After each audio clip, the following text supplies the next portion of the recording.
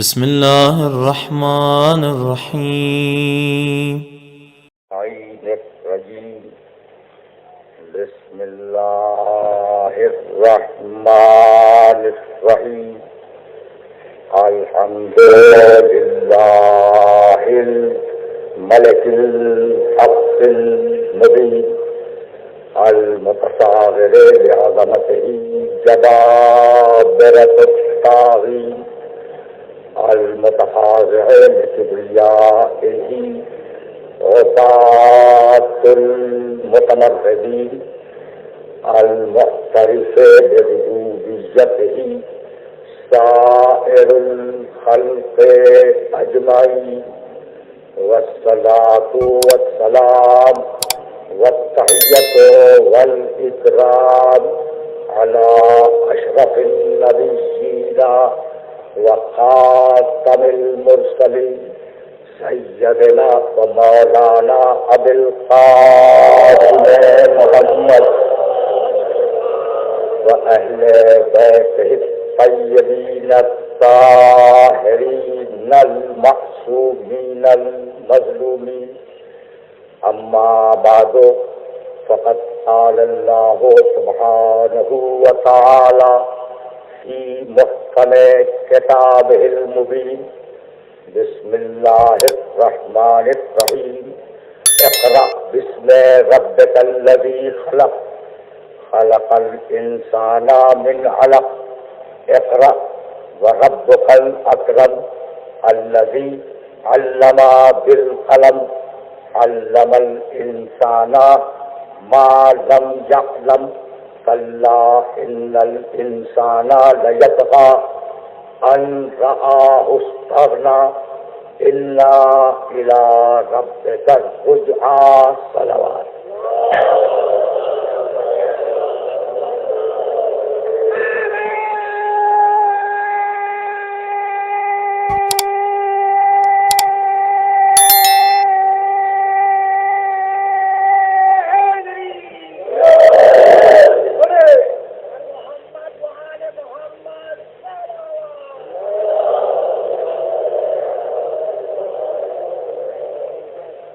محترم، عالمی معاشرہ اور قرآن حکیم کے عنوان سے ہم نے جس سلسلہ گفتگو کا آغاز کیا ہے، وہ سلسلہ گفتگو اپنے تیسرے مرحلے میں داخل ہو رہا ہے. یہ آیات جن کی تلاوت کا شرف میں بار بار حاصل کر رہا ہوں، یہ سورہ علق کی ابتدائی 8 آیتیں.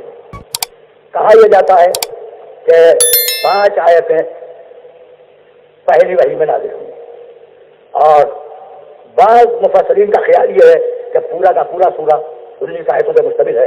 یہ پہلی وحی میں نازل ہوا. میں نے جن آیتوں کی تلاوت کا شرف حاصل کیا ہے، ان آیات میں پروردگار نے پہلے خلقت کا تذکرہ کیا، تربیت کا تذکرہ کیا، تعلیم کا تذکرہ کیا، اور پھر اس کے بعد انسانی مزاج پر گفتگو کی. کلا ان الانسان لیطغی، انسان بڑا سرکش ہے، انسان سرکشی اور طغیانی کرنے لگتا ہے. ان رآہ استغنی، جبکہ وہ اپنے آپ کو مستغنی دیکھے، جب وہ مستغنی پاتا ہے تو سرکشی اختیار کرتا ہے. قرآن مجید کا یہ اصول اتنا جامع اور اتنا ہمگیر ہے کہ تاریخ انسانی کا کوئی زمانہ ایسا نہیں ہے جب انسان کی سرکشی تاریخ پہ ریکارڈ کی صورت میں آئی ہو. اتنا جامع اور اتنا ہمگیر اصول ہے قرآن مجید کا. کلا کلا ان الانسان لیطغی، انسان کا مزاج ہے وہ سرکشی کرنے لگتا ہے. تب ان رآہ استغنی، جبکہ وہ اپنے آپ کو بے نیاز دیکھے، جبکہ وہ اپنے آپ کو بے نیاز پائے، مستغنی پائے، جب وہ سرکشی کرتا ہے. بھائی عجیب مرحلہ یہ ہے کہ یہ مزاج سرکشی آج بھی عالمی معاشرے کا مزاج ہے. ایسا نہیں ہے کہ سرکشی کل تھی آج نہیں ہے، اور ایسا نہیں ہے کہ سرکشی آج ہو کل نہ ہو. یعنی عالمی معاشرے کا مزاج ہے سرکشی. یہی سبب ہے، عجیب و غریب بات ہے، یہی سبب ہے کہ پہلا اولو العزم نبی، پہلا رسول، پہلا صاحب شریعت نوح، حضرت نوح علیہ السلام پہلے اولو العزم نبی ہے، صاحب شریعت ہے، رسول ہے، اور ان سے رسالت کا آغاز ہے۔ سورہ نوح قرآن مجید کا 71واں سورہ، اور اس کا آغاز بسم اللہ الرحمن الرحیم، انا ارسلنا نوحا الی قومہ ان انذر قومک من قبل ان یاتیہم عذاب علیم قال یا قوم انی لکم نذیر مبین۔ پہلی اور دوسری آیت سننے کا قابل نہیں آئے تھے۔ ہم نے دیکھنا ہم نے نوح کو اس کی قوم کی طرف بھیجا، اور نوح سے یہ کہہ کے بھیجا ان انذر قومک، انذار کر اپنی قوم کا، ڈرا اپنی قوم کو۔ انذار کے معنی ڈرانا۔ اگر یاد ہو تو پروردگار نے آواز دی بعث اللہ النبیین مبشرین و منذرین، اللہ انبیاء کو اس لیے بھیجتا ہے کہ وہ خوشخبری سنائے، وہ ڈرائے۔ تو انذار کے معنی ڈرانا۔ ہم نے نوح کو بھیجا کہ ڈراؤ اپنی قوم کو قبل اس کے کہ تمہارے اوپر عذاب علیم نازل ہو جائے۔ کہہ دو ان سے کہہ دو کہ ڈر جاؤ قبل اس کے کہ تم پر عذاب علیم نازل ہو جائے۔ نوح آیا، اور نوح نے آنے کے بعد کہا یا قوم، اے میری قوم والے سنو، انی لکم نذیر مبین، ہم آئے ہیں تمہاری طرف، میں آیا ہوں تمہاری طرف ڈرانے کے لیے۔ بھائی عجیب بات ہے، نوح کو خوشخبری دینے کے لیے نہیں بھیجا، ڈرانے کے لیے بھیجا۔ رکے رہو، بڑے نامانوس مسائل کو پیش کر رہا ہوں میں۔ نوح کو خوشخبری کے لیے نہیں بھیجا، ڈرانے کے لیے بھیجا۔ ان انذر قومک، نوح جاؤ نوح اور اپنی قوم کو ڈراؤ۔ بھائی عجیب بات ہے، یہ نہیں کہا کہ جاؤ نوح اور اپنی قوم کو خوشخبری دو، ڈراؤ۔ اس لیے کام دونوں ہے، خوشخبری بھی جو ڈرائے بھی، لیکن بگڑی ہوئی قوم میں بنیادی کام خوشخبری نہیں ہے، ڈرانا ہے۔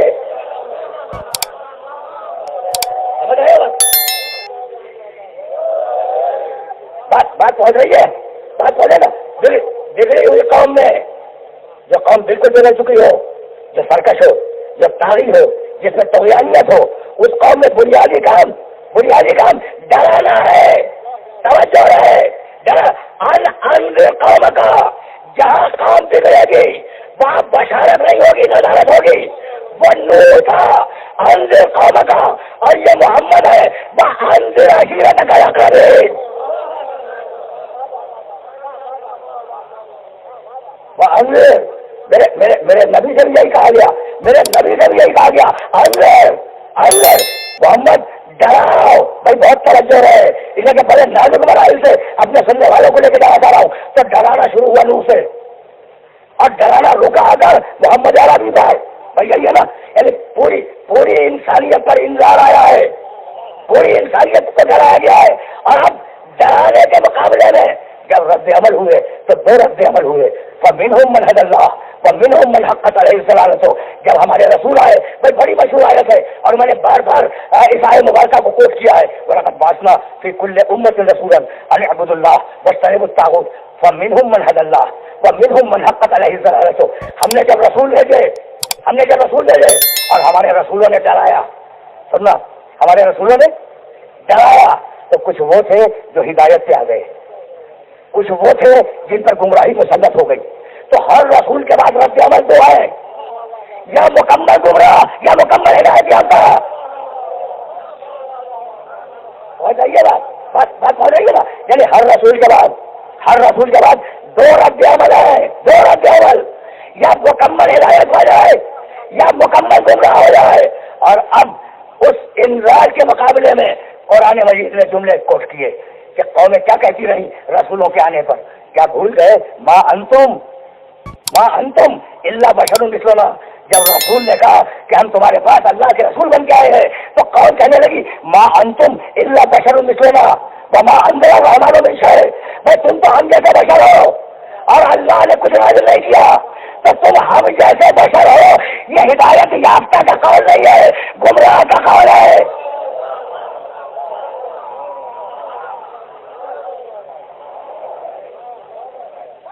تو سنتے جاؤ،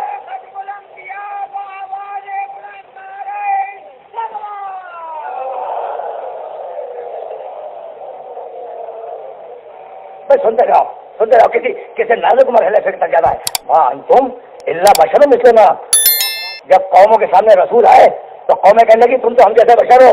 وما انزل الرحمن من شیء. اور رحمان نے کچھ نازل نہیں کیا. رحمان نے کچھ نہیں بھیجا. نہ وحی ہے نہ کتاب ہے. تم جو وحی کا تذکرہ کر رہے ہو, تم جو کتاب کے نازل ہونے کا دعویٰ کر رہے ہو, یہ سب غلط. آواز دی. دیکھو رد عمل آ رہا ہے رسولوں کے آنے کے بعد قوم کی طرف سے, معاشرے کی طرف سے. وما قدر اللہ حق قدر ہی. یہ عجیب لوگ ہیں, یہ عجیب انسان ہے. اللہ تک کی قدر نہیں کی, اللہ تک کی قدر نہیں کی. وقالو, اور کہنے لگے کہ اللہ کسی بشر پر کوئی شے نازل نہیں کرتا. بھائی عجیب بات ہے. ما انزل اللہ علی بشر من شیء.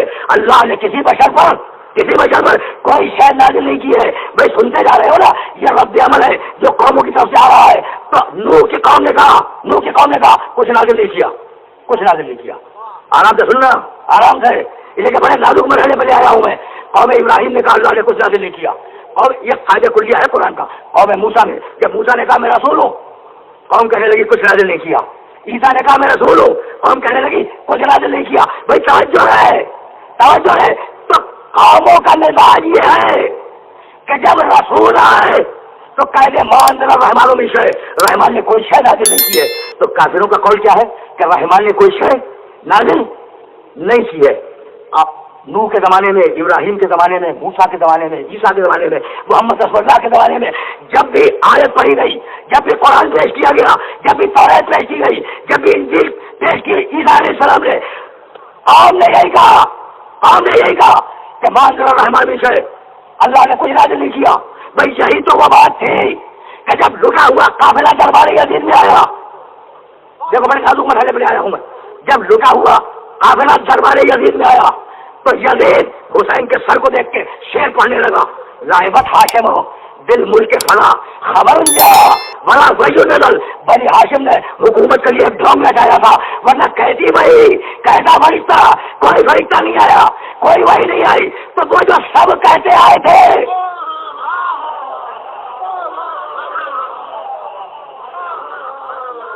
پہنچ رہی ہے بات, وہ جو سب کہتے آئے تھے لائبت ہاشمو دل ملک فلا خبر جا ولا وحی نزل. بڑی ہاشم نے حکومت کے لیے ڈھونگ رچایا تھا. بھائی سننا خدا قسم یزید کا شعر ہے. حسین کے سر کو دیکھ کے کہہ رہا ہے لائبت ہاشمو دل ملک فلا خبر جا. کوئی خبر, کوئی نبوت نہیں. ولا وحی نزل, کوئی وحی نازل نہیں ہوئی. ماضی کا شعر ہے, یعنی انکار کر رہا ہے وحی الہی کا. بھائی توجہ رہے, انکار کر رہا ہے وحی الہی کا. اب یہ وحی الہی کا انکار نوح کا انکار ہے, ابراہیم کا انکار ہے, موسیٰ کا انکار ہے, عیسیٰ کا انکار ہے, محمد کا انکار ہے. اس لیے کہ ہر زمانے میں ان پیغمبروں کے مقابلے میں یہی کہا گیا کہ کوئی وحی نہیں آئی, کوئی خبر نہیں آئی, کوئی نبوت نہیں ہے. اگر یزید کو کوئی جواب نہ دے,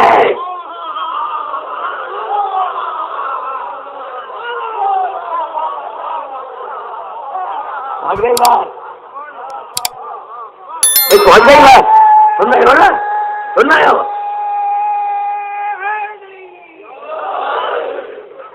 بھائی بات پہنچ رہی ہے نا. اب دیکھو یزید کہہ رہا ہے کہ کوئی وحی نہیں آئی.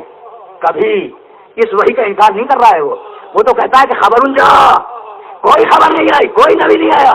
بڑا وحی نزل, کبھی کوئی وحی نازل نہیں ہوئی. تو یزید نے نمائندگی کر دی ان سارے افراد کی جو انبیاء کا انکار کرتے رہے.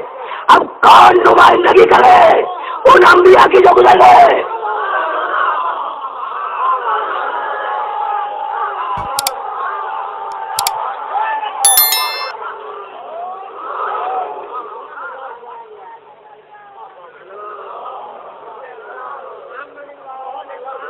دیکھ رہے ہو نا, دیکھ رہے ہو. اب یزید کے اس نعرے کو کون توڑے جو منکرین خدا کا نعرہ ہے کہ کوئی وحی نہیں, کوئی نبوت نہیں. وہی اسی دربار میں, اسی مقام پر علی کی بیٹی کھڑی ہوئی اور کھڑی ہو کے جو خطبہ دیا ہے اس نے کہا کہ یزید इन्नका ला तमहू जिक्रना वला तुम ही तवज्जना, यदि तेरी ये हिम्मत नहीं है कि हमारे जिक्र को मिटा दे और हमारे घर में नाजिल होने वाली वही का इनकार कर दे। भाई खुदा की कसम सुनना, हमारे घर में नाजिल होने वाली वही का इनकार कर दे, तेरी ये मजाल नहीं है। भाई रुक जाओ, अगर ये जवाब ना आता तो दीन आदम खत्म हो जाता, दीन नूह खत्म हो जाता, दीन इब्राहिम खत्म हो जाता। बहन ने दरबार में ऐलान करके बताया कि जैसे भाई वाली से आदम है वैसे बहन भी वाली से आदम है।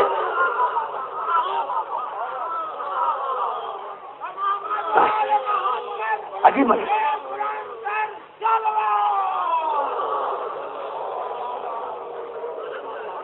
पहुंच रही है,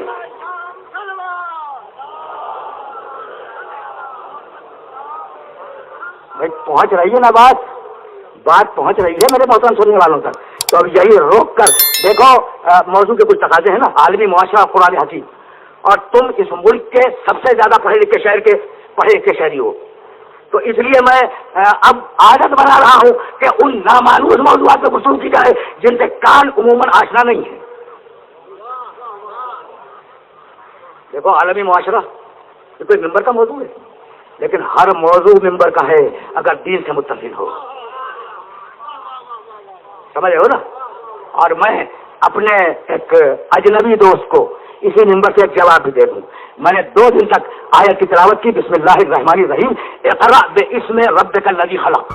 बेइस्मे मैं शुक्रगुजार हूं अपने उस दोस्त का, गुमनाम दोस्त का, जिसने टेलीफोन पे मुझसे कहा कि सारे कुरान में लिखा है इक़रा बिस्मि रब्बिका। तो ठीक है, मैंने 2 दिन तक बेइस्मे रब्बिका से तिलावत की और अब बिस्मि रब्बिका से चालू करूंगा। लेकिन ये याद रहे कि ये भी एक क़िरात है, बेइस्मे रब्बिका क़िरात है, अगरचे शाद सही लेकिन क़िरात है। मिंबर पर आने वाला कुरान को काफी नहीं समझता मगर जानता है।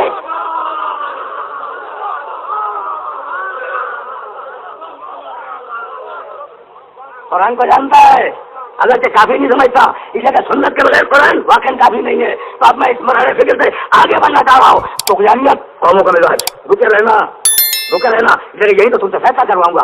तुग़यानियत कौमों का मिजाज, सरकशी कौमों का मिजाज। नबी आए मुकम्मल इनकार करते हैं, कुछ ऐसे भी तो हैं जिन्होंने मुकम्मल इकरार कर लिया। तो पैगंबर से पहले समझो रहे, या मुनकरीन नूह है या मोमिन नूह है। अजीब बात है,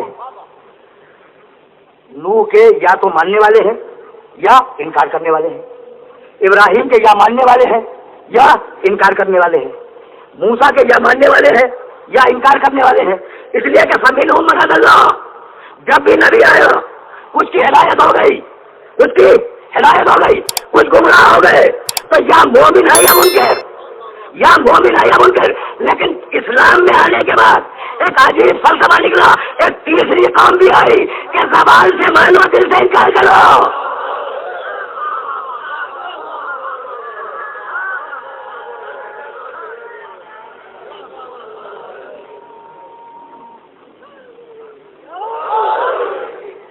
समझ रहे हो, यहाँ रुक के 2 जुमले कहता जाऊं, फिर वापस जाऊंगा।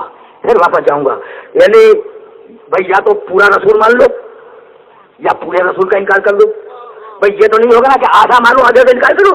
लेकिन कुरान ने कहा है युरीदूना अन यत्तखिज़ू बैना ज़ालिका सबीला।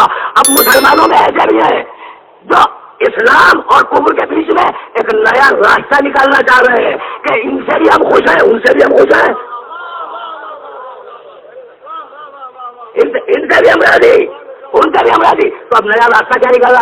भाई जो मूसा को मान रहा है वो उनकी हर बात को मान रहा है, और जो मूसा का मुनकिर है वो मूसा की हर बात का मुनकिर है। ठीक है ना, तो यही होना चाहिए ना। देखो जहाँ जहाँ बैठे हुए हो तो मैं मुतवज्जह कर रहा हूँ, ईसा के जमाने में जिसने ईसा को मान लिया पूरे ईसा को माना है ना। अच्छा, और जिसे इनकार कर दिया पूरे ईसा का इनकार किया। ऐसा तो नहीं किया कि आधा ईसा मान दो और आधे ईसा का इनकार कर दो। भाई अजीब है मुसलमान, कहते हैं कि जब दीन की बात बताए तो मानो, और जब औलाद के फलाल बयान करे तो मत मानो।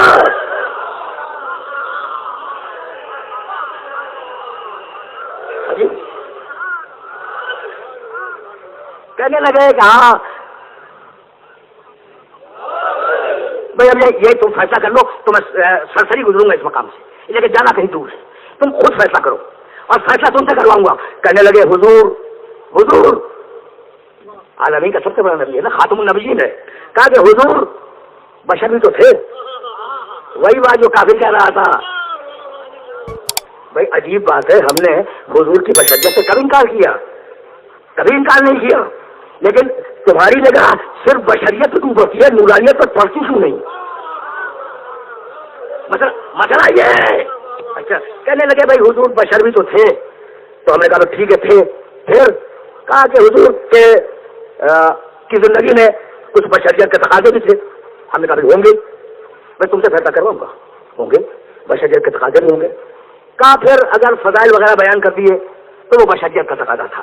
بیٹی زیادہ پسند تھی, داماد زیادہ پسند تھا مثلا, ٹھیک ہے نا, نواسے زیادہ پسند تھے, کچھ کہہ دیا میں ٹھیک ہے نا, کیا اچھی بات ہے خدا کی قسم. ہم نے کہا اچھا بھائی یہ تو ہو گئی بشریت, تو اب رسالت کیا ہے؟ کہنے لگے رسالت ہے مسجد میں, رسالت ہے ممبر پر. بھائی کمال ہو گیا, کمال ہو گیا.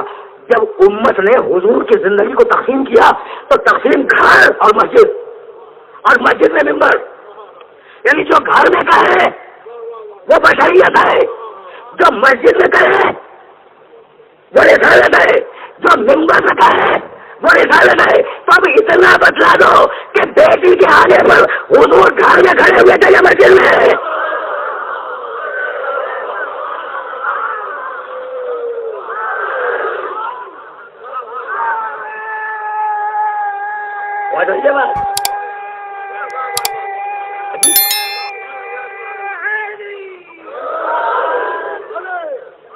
بھائی عجیب بات ہے, بیٹی کے آنے پر حضور گھر میں کھڑے ہوئے یا مسجد میں؟ بھائی حسنین کے لیے ناکا گھر میں بنے یا مسجد میں؟ علی کو مولا حجرے میں بنایا یا غدیر کے ممبر میں؟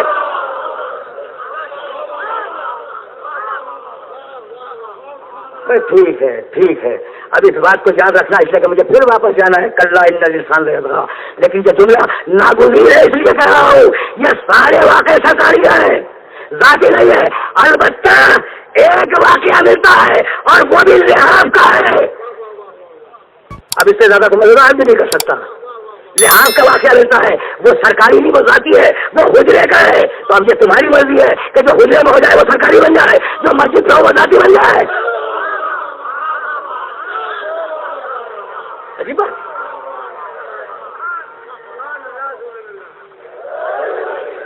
عجیب بات ہے نا. بھائی اسی کو تو قرآن نے کہا کلا ان الانسان لیطغی, انسان کے مزاج میں سرکشی ہے, انسان کے مزاج میں سرکشی ہے.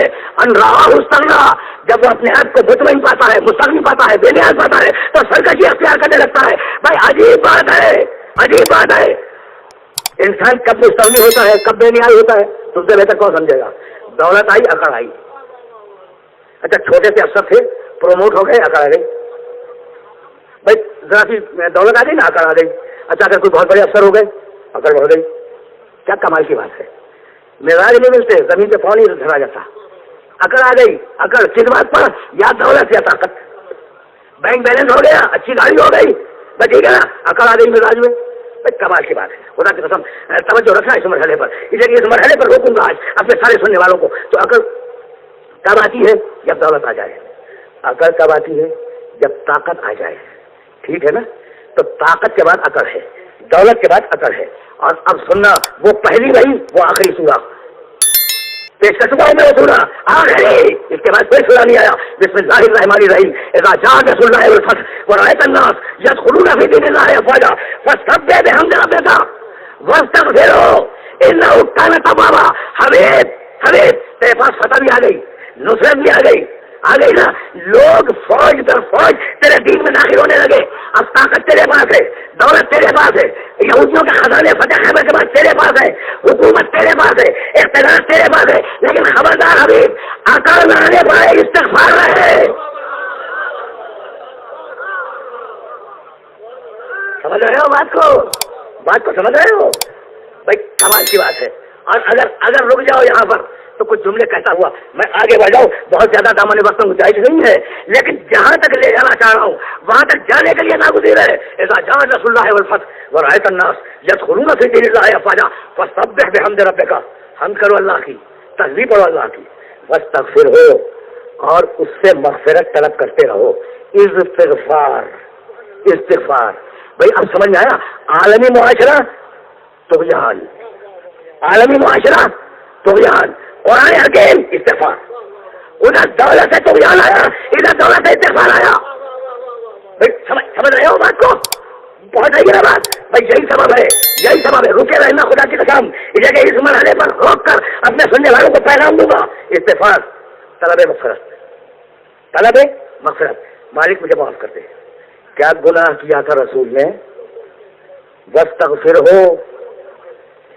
بڑا نازک مرحلہ ہے اور بڑے دھوکے کھائے ہیں تفسیر لکھنے والوں نے. نہیں، بڑی ٹھوکریں کھائیں گے علماء نے. کہنے کہ کوئی نہ کوئی تو گناہ کیا ہوگا، کوئی نہ کوئی گناہ تو کیا ہوگا. تو ذرا استغفار کو سنتے جاؤ. اور یہی آج بات کو روکنا چاہ رہا ہوں. لوگ جاؤ اپنی قوم کو. اور جب نور نے جلانا شروع کیا، میں سن رہا تو پھر واپس جا رہا ہوں سورہ نور کی طرف. استغفروا ربکم انہ کان غفارا. دیکھو اپنے رب کا استغفار کرو، وہ بڑا معاف کرنے والا ہے. اپنے رب کا استغفار کرو، تمہارا رب بہت بڑا معاف کرنے والا ہے. یعنی استغفار ایک ہے، معافی دوہری.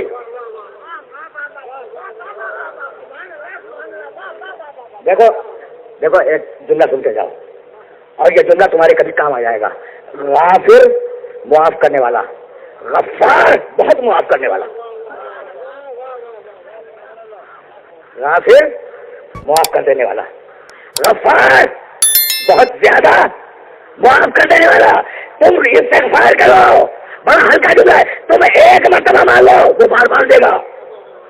استغفروا ربکم انہ کان غفارا. استغفار کرو اپنے رب کا، وہ بہت بڑا معاف کرنے والا ہے، معاف کرنے والا ہے.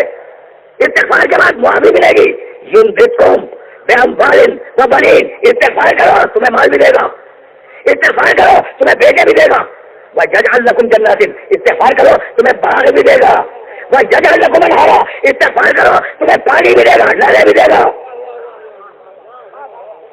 وہ کہہ رہے نا، میں نے آج بات کو ذرا سطح عمومی سے بلند کر دیا ہے، لیکن جس مرحلے پر لے آیا ہوں نا، اس مرحلے پر چاہ رہا ہوں کہ سننے والا رک کے سنے. استغفار کرو. استغفار کے معنی اللہ سے معافی طلب کرنا.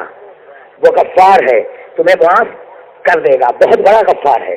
تو اکہری استغفار، دوہری غفاریت. اور اسی طریقے سے تواب، بہت زیادہ توبہ قبول کرنے والا. اکہری توبہ، دوہری توبیت. بھائی عجیب بات ہے.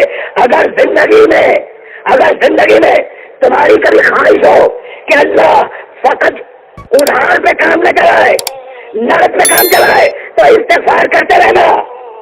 کچھ کہنا چاہ رہا ہوں اور وہیں تک تمہیں لے جانا چاہ رہا ہوں. دیکھو صحیح کاملہ، صحیح سجاد کی دعا کا مجموعہ کتنا استغفار ہے.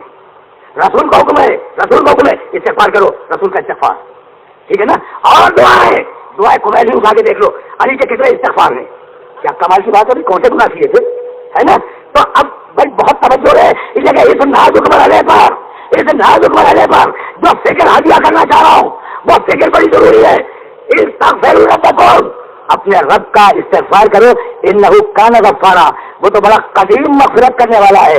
اب آج تک میری سمجھ میں نہ آیا کہ تمہارا رب اتنا غفار، تمہارا رب اتنا تواب، تمہارا رب رب العالمین، تمہارا رب خلقت دینے والا، عطا کرنے والا، تمہارا رب تمہیں صورتیں دینے والا، تمہارا رب تمہیں تعلیم دینے والا کتنا رب العالمین ہے، کتنا رحمان ہے، کتنا رحیم ہے. وہ تاریخ قرآن کا واقعہ کہ جب زلیخا نے اقدام کرنا چاہا یوسف کی طرف، تو پہلے اپنے بت پہ پردہ ڈال دیا. بھائی کیا کمال کا مرحلہ ہے. اس نے پہلے اپنے بت پر پردہ ڈال دیا. کتنی ہیبت تھی زلیخا کے دل میں اس سنگ تراش کے تراشے جب اس کے. اگر اتنی ہیبت رب العالمین کی تمہارے دل میں آ جائے تو تم بھی اس مرحلے پہ آ جاؤ کہ بے اختیار سج جاؤ، بے اختیار تصویر ہو، بے اختیار عبادتیں ہو. میں پہچانا نہیں چاہ رہا تھا، میں اکثر سوچتا ہوں اور تمہیں بھی میرے ساتھ سوچنا چاہیے کہ اگر سنگ تراش کے اس مجسمے کی اتنی ہیبت ہو، تو جو رب العالمین ہے اس کی کتنی ہیبت ہوگی. اگر انسان اسے ذہن میں رکھ لے, تو سارے گناہوں سے بچ جائے گا. تو پہلی منزل ہے کہ گناہ کے لیے استغفار کرو. رکے رہنا, خدا کی قسم ترجمہ آیتوں کو میں پیش کر چکا ہوں. حضرت عبداللہ ابن عباس, آج سے 17 سال قبل میں نے 17 یا 18 سال قبل میں نے محفل شاہ خراسان میں تقریر کرتے ہوئے چھوٹا سا واقعہ پیش کیا تھا, اور اس واقعے کو استغفاری کے حوالے سے آج کوٹ کر رہا ہوں. ایک شخص آیا علی کے پاس, اور حضرت عبداللہ ابن عباس رضی اللہ تعالیٰ عنہ علی کے پہلو میں بیٹھے ہیں. اچھا پہچانتے ہو حبر الامت, امت کے سب سے بڑے عالم عبداللہ ابن عباس. کون حبر الامت, امت کے سب سے بڑے عالم, مفسر قرآن, یہ ان کے لقب ہیں. عبداللہ ابن عباس کا القاب ہے حبر الامت, مفسر قرآن. کتنا بڑا آدمی ہے وہ, علی کے پہلو میں بیٹھا ہوا ہے. ایک شخص آیا, کہنے لگا یا علی بڑے گناہ ہوئے. کہا اچھا پھر؟ کہا یا علی کوئی طریقہ بتا دو کہ میرے گناہ معاف ہو جائے. کہا استغفار کر. چلا گیا. ایک شخص آیا کہ یا علی, اچھا ایک ہی شخص کی باتیں ہیں, یا علی میں بہت غریب ہوں, 2 وقت کی روٹی بھی ٹھیک سے چلتی نہیں. ٹھیک. کہا پھر؟ کہا علی کوئی طریقہ بتا دو کہ 2 وقت کی روٹی تو ٹھیک سے چلنے لگے. کہا استغفار کر. چلا گیا. چلو استغفار کر. اچھا عبداللہ ابن عباس کے کان کھڑے ہوئے کہ بھائی, اس نے کہا میرے گناہ بہت زیادہ, کہا استغفار کر.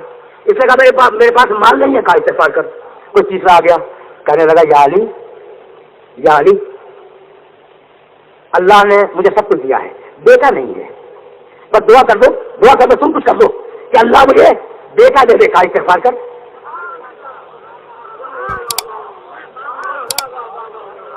کمال ہے خدا کی قسم. لوگ اپنی مشکلیں بیان کرنے آ رہے ہیں اور علی ایک جملے میں جواب دے رہے ہیں. مشکل کشا ہو تو ایسا ہو.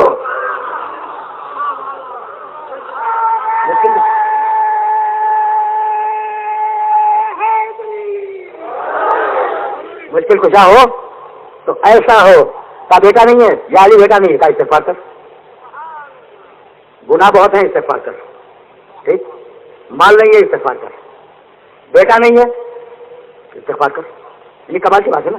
اچھا ایک شخص آیا کہ یا علی میں نے بڑی محنت سے باغ لگایا تھا اور وہ باغ خشک ہو گیا, پھل آتے ہیں خراب ہو جاتے ہیں. کہا استغفار کر. عبداللہ ابن عباس پریشان ہوئے اور گھٹنا دبانے لگے. علی کہا کہ کر کیا رہے ہیں؟ کوئی اور آ گیا. کہا یا علی ہم گاؤں والوں نے بڑی محنت سے نہر کھودی تھی اور نہر کھود کے اپنے گاؤں تک آئے تھے, نہر خشک ہو گئی. اب کیا کریں یا علی؟ کہا استغفار کر. ابن عباس نے کہا کہ یا امیر المومنین, اتنے انمل بے جو سوالات اور جواب ایک کہ استغفار کر. ہر ایک کو کہا جا رہا ہے استغفار کر. کہا ابن عباس تم نے قرآن نہیں پڑھا؟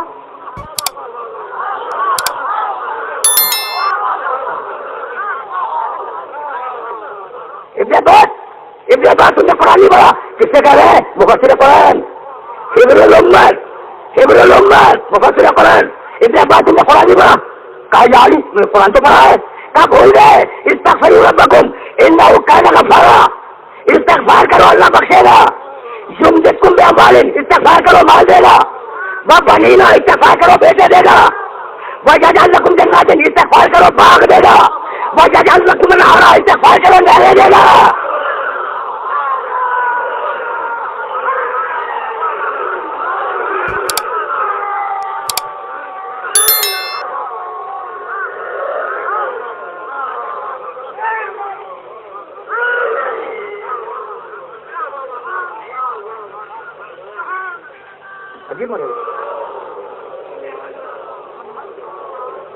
اب روکوں گا اپنے سارے سننے والوں کو. بھائی یہی تو تم سے فیصلہ کرواؤں گا جیسا بھی میں نے فیصلہ کروایا تھا. اب روکوں گا, استغفار کرو. اچھا ابھی آیتیں پہلے میں آ گئی. کہنے لگے یا علی ایسا لگتا ہے. جب علی نے آیتیں پڑھی نا تو فرمانے لگے حضرت ابن عباس رضی اللہ تعالیٰ عنہ کہ یا علی ایسا لگتا ہے جیسے یہ آیتیں میں نے پہلی بار سنی ہو, پہلی بار نازل ہوئی ہو. مسکرا کے کہا کہ نازل تو بہت پہلے ہو گئی ہے, سمجھے اب وہ.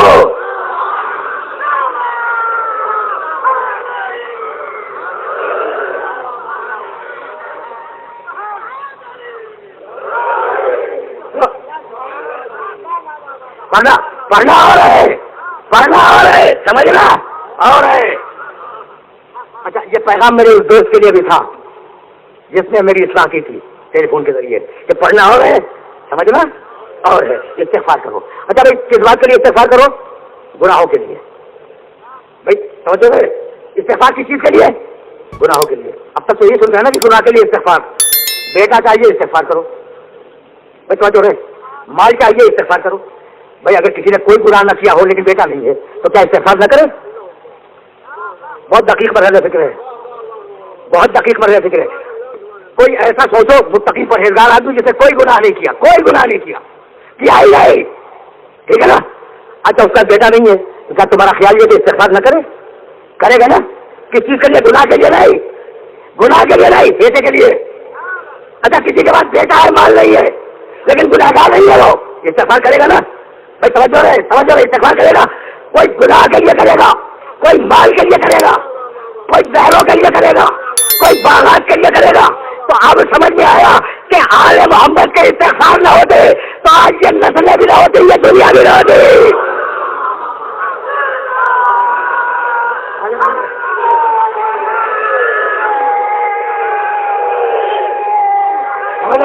سمجھو استغفار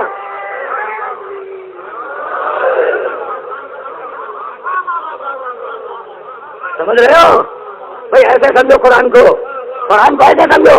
اگر آل محمد کے استغفار نہ ہوتے تو نہ بیٹے ہوتے, نہ مال و دولت ہوتے, نہ نالے ہوتی, نہ باغات ہوتے. تو ان کے استغفار نے دنیا کو قائم رکھا ہے.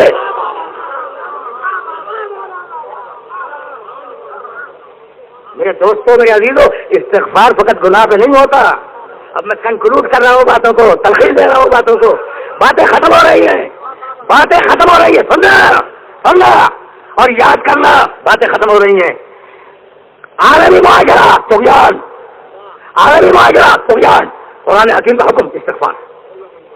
ٹھیک طے ہو گئی بات. اور تم آل محمد کا استغفار سمجھ گئے, تم رسول کا استغفار سمجھ گئے. بھائی ہماری ذمہ داری یہ گہری ہے. محمد وال محمد کی ذمہ داری دوہری ہے نا. وہ امت کے لیے استغفار کر رہے ہیں. تو آج جو یہ نسلیں باقی ہیں اس استغفار کے سبب باقی پہنچ گئی یہ بات. اچھا یہ جو زمین و آسمان قائم ہے, مال بھی ہے, دولت بھی ہے, باغ بھی ہے, نہریں بھی ہیں, سب کچھ ہے نا. استغفار آل محمد کا, استغفار پیغمبر اکرم کا اس نے روکا ہوا ہے. سننا اسے کہ اب کہیں لے جانا چاہ رہا ہوں. عجیب و غریب آیت ہے اور یہ آیت آج کی حد تک تمہیں حجہ کر رہا ہوں. وما کان اللہ لا يعذبهم وانت فيهم وما كان الله معذبهم وهم يستغفرون. کیا دیکھ رہا ہے اس کو حبیب جب تک تم موجود ہو ہم عذاب نہیں نازل کریں گے. جب تک تم موجود ہو ہم عذاب نازل نہیں کریں گے. بھائی محمد کے ہوتے ہوئے عذاب نہیں آئے گا. محمد کے ہوتے ہوئے عذاب نہیں آئے گا. اس لیے کہ عذاب غصے کا اور جلال کا نتیجہ ہے اور محمد ہے رحمت. تو رحمت اور جلال ایک جگہ نہیں جمع ہو سکتے.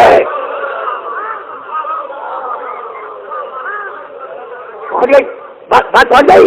دیکھو اب تو میرے پاس مسائل پر بھی وقت نہیں رہا, لیکن جہاں تک لے جانا چاہ رہا ہوں وہاں تک 2 جملوں میں لے جاؤں گا اور 2 ہی جملے مسائل کیا کروں گا, لیکن بات میرے سننے والوں تک پہنچ جائے. وما کان اللہ لا يعذبهم وانت فيهم. حبیب اللہ کبھی عذاب نازل نہیں کرے گا, کبھی نہیں کرے گا جب تک تو موجود ہے. تو اس جگہ رسول رحمت اور عذاب غضب, تو رحمت اور غضب ایک ساتھ نہیں جمع ہو سکتے. وما کان اللہ معذبهم وهم يستغفرون. اور عذاب روکنے کا ایک طریقہ اور بھی ہے, استغفار کرے ہم عذاب کو روکے رکھیں گے. بس میرے دوستوں میرے عزیزوں رک جاؤ, استغفار کرو. بس 2 ہی طریقے ہیں عذاب روکنے کے, یا رسول موجود ہو اور یا استغفار ہو. ٹھیک ہے نا, تیسرا تو کوئی طریقہ نہیں ہے. عذاب روکنے کا تیسرا کوئی طریقہ نہیں ہے, یا رسول ہو یا استغفار ہو. بھائی توجہ رہے. آج جو میں جملہ کہہ رہا ہوں اسے قیامت تک یاد رکھنا. ملت اسلامیہ میں, پوری دنیا کی بات کر رہا ہوں میں, مسلمان جہاں جہاں بھی ہے, ملت اسلامیہ میں کوئی برائی ایسی نہیں ہے جو پچھلی امتوں میں ہو اور اس میں نہ ہو.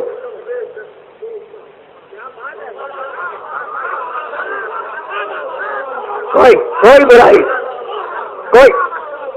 برائی ایسی نہیں ہے جو پچھلی امتوں میں ہو بھائی الذین طغوا فی البلاد بسم اللہ الرحمن الرحیم والفجر وليال العشر والشفع والوتر والليل اذا يسر ہر فی ذلک قدم للصدیق آگے بڑھ رہا ہوں میں الذین طغوا فی البلاد وہ فرعون والے وہ نمرود والے وہ ارم ذات العماد والے وہ سب قوم سمود وہ قوم عاد یہ طغیان تھا یہ سرکش سے ہم نے ان کا عذاب بھیج دیا کبھی پھر سے تفصیل سے بتاؤں گا اسے کہ اب سے سامنے وقت گنجائش ہی نہیں رہی وہ سرکش سے ہم نے ان کا عذاب بھیج دیا تو آج پورا مسلمان معاشرہ سرکش ہے جو قوم عاد میں برائیاں کی سب مسلمانوں میں ہے جو قوم سمود میں برائیاں کی سب مسلمانوں میں ہے جو قوم فرعون میں برائیاں کی وہ آج سب مسلمانوں میں ہے اچھا تو مالک آزاد کیوں نہیں بھیجتا بھیج دینا میرے بعد دو شرطیں کی تھی آزاد روکنے کی یا محمد ہو یا کوئی استغفار کرنے والا ہو تو ہے کوئی استغفار کرنے والا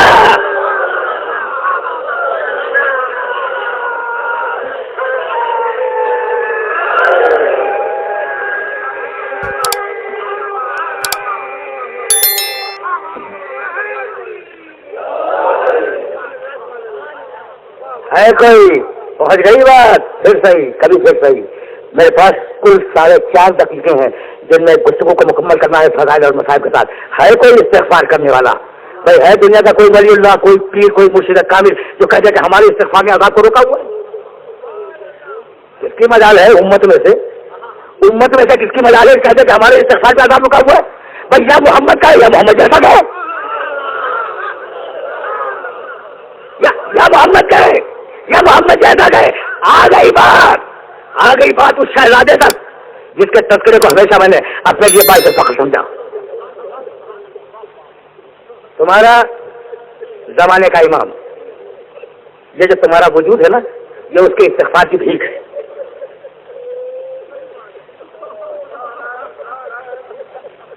بس میرے دوستوں میرے عزیزوں میں اب تقریر تمام کرنے والا ہوں یہ تمہارا وجود تمہارا سے مراد صرف تم نہیں ہو پوری ملت اسلامیہ یہ جو تمہارا وجود ہے نا یہ اس کے استغفار کی بھیک ہے سمجھ آئے گا نا تو دو ہی تو بڑے کام ہیں اس کے ہدایت اس کا فریضہ ہے کام دو بڑے کیا ہیں ایک امت کے لیے استغفار کرنا دوسرے حسین پر فکر کرنا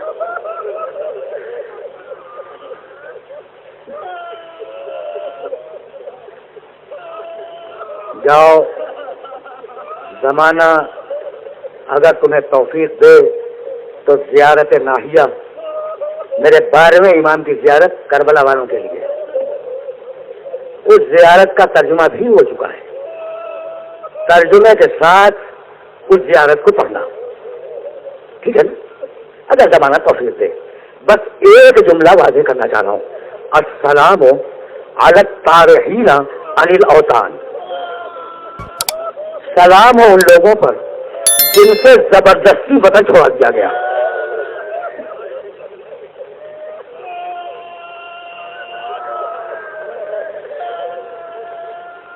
سلام ہو ان لوگوں پر جن سے زبردستی وطن چھوڑا دیا گیا سن رہے ہو نا دیکھو اگر کوئی خوشی سے وطن چھوڑے تو وہ روتا نہیں ہے بڑے آرام سے صبر کرتا ہے اور جس سے وطن چھوڑایا جائے وہ رو کے وطن کو چھوڑتا ہے ایک صحابی ہے حضرت عروہ غفاری رضی اللہ تعالیٰ عنہ بہرے سے بہرے کا مطلب جانتے ہو یعنی کان کام نہیں کرتے تھے اور علم الرجال کی کتابوں میں یہ لکھا ہے کہ اتنے بہرے تھے خدا ان سے راضی ہو اور خدا ان کے درجات کو بلند کرے دیکھو کیسے کیسے لوگ گزر گئے دنیا سے کانا لا یسمع صوت الرعد یعنی اتنے بہرے تھے کہ ان کے کانوں میں بادل کے گھر گھرانے کی آواز بھی نہیں جاتی تھی سن لیا عروہ نام یاد رکھنا عروہ غفاری کانوں میں بادل کی کڑک بجلی کی کڑک بادل کی گرج یہ ان کو محسوس نہیں ہوتی تھی 28 رجب کی رات کو اچھا پہچانتے ہو 28 رجب کی رات کو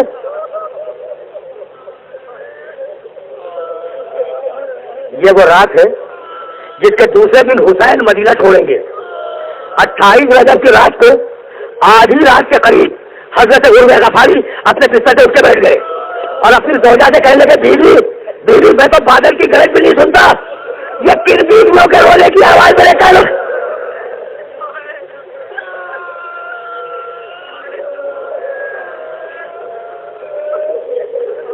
یہ کن بیویوں کے رونے کی آوازیں میرے کانوں میں آ رہی ہیں؟ تو ایک مرتبہ ان کی بیوی نے پکار کے کہا یہ فاطمہ زہرا کی بیٹی آج رو رہی ہے۔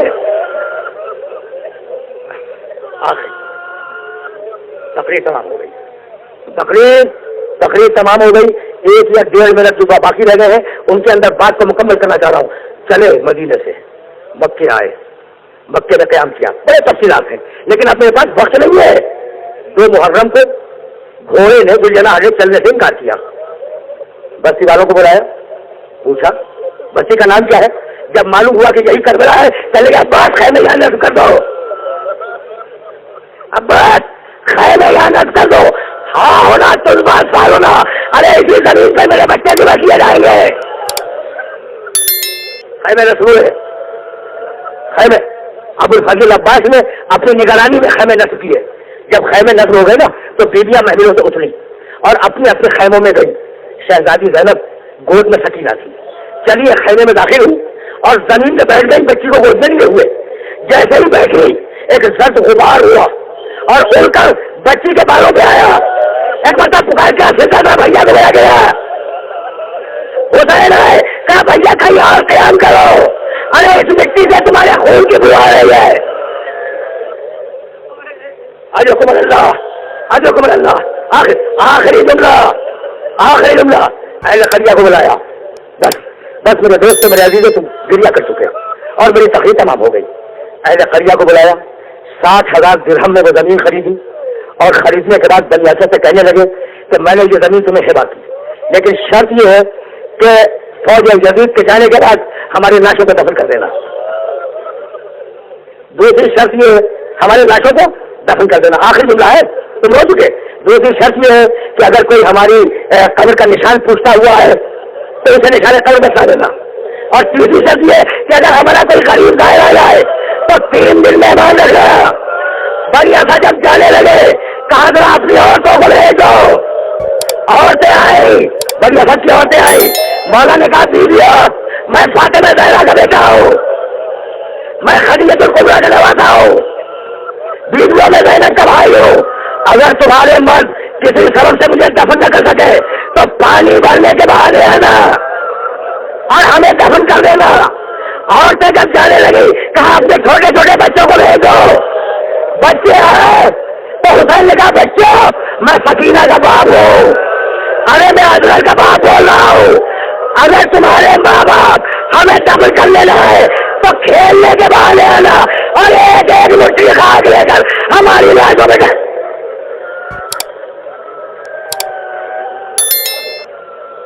وَسَيَعْلَمُ الَّذِينَ ظَلَمُوا أَيَّ مُنْقَلَبٍ يَنْقَلِبُونَ۔ لبیک یا حسین، لبیک یا حسین۔